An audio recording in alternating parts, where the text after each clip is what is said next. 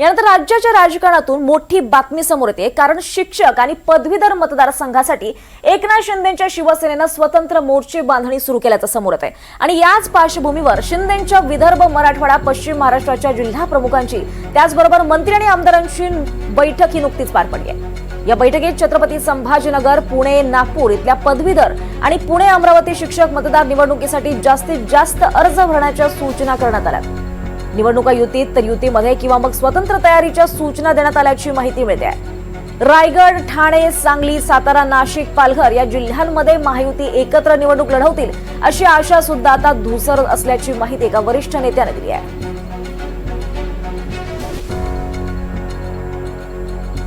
तिकडे ठाण्यातील आनंद आश्रम या ठिकाणी शिवसेनेची बैठक पार पडते। महापालिका निवडणुकीवर सुमारे 2 तास मंथन करण्यात आलंय। खासदार नरेश म्हस्के यांच्या उपस्थितीत माजी नगरसेवकांची बैठक पार पडली आहे। या बैठकीत नगरसेवकांचा स्वबळाचा सूर असल्याची माहिती कळते। भाजपप्रमाणे शिवसेनेची स्वबळाच्या तयारीच्या दृष्टीनं वाटचाल सुरू असल्याचं कळत आहे। या बैठकीमध्ये भाजपप्रमाणे शिवसेना ही स्वबळाची तयारी करते की काय असे सूर उमटतायत, कारण नगरसेवकांचा स्वबळाचा सूर या बैठकीत उमटलेला आहे। मध्ये सर्व माजी नगरसेवक बैठक पार पडलेली आहे।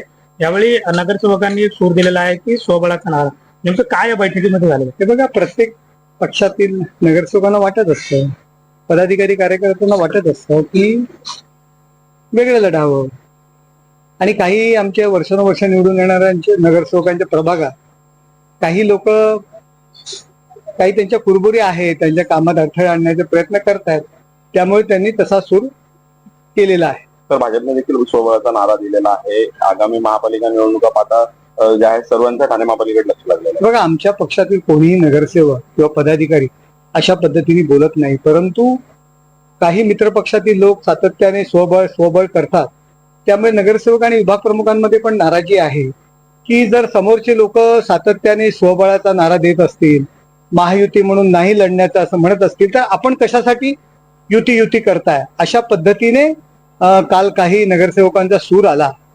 गेले कित्येक वर्ष आपण या महानगरपालिकेच्या स्वबळावर लढतोय आणि त्या ठिकाणी आपण एक हाती आपली सत्ता आणतोय, मग समोरचे सारखे जर तुम्हाला डिवचत असतील तर तुम्ही अशा पद्धतीने युती का करता असा प्रश्न त्यांनी आम्हाला विचारला। ठाण्यामध्ये आदित्य तटकरे आलो, त्यांनी देखील सांगितलं की महापौर कोणाचा बसावा हा मी तय करणार। हे बघा, प्रत्येक जण कार्यकर्ते आणि पदाधिकारी यांच्या दृष्टीने यांना या निवडणुकीमध्ये तयार करण्याच्या दृष्टीने बोलत असतात, त्यामुळे एवढं त्याकडे लक्ष देणं मला उचित वाटत नाही। तर आगामी काळात पुन्हा सेनेचा महापौर ठाणे महापालिकेत पाहायला मिळेल। गेले कित्येक वर्ष या ठाणे महानगरपालिकेवरती सेनेचा महापौर हा निवडून